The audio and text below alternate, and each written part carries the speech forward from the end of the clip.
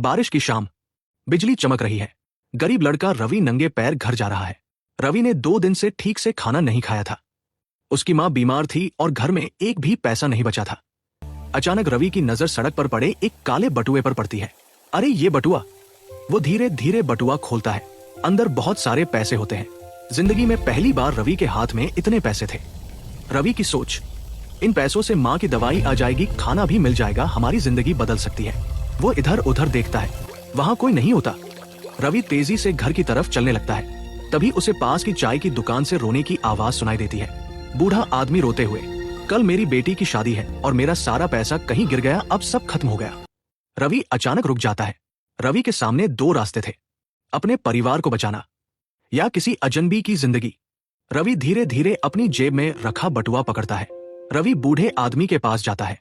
Ravi uncle, क्या ये आपका बटुआ है? बूढ़ा आदमी बटुआ खोलता है। उसकी आंखों में आंसू आ जाते हैं। बूढ़ा आदमी, हाँ बेटा, यही मेरा बटुआ है, तुमने मेरी बेटी की शादी बचा ली।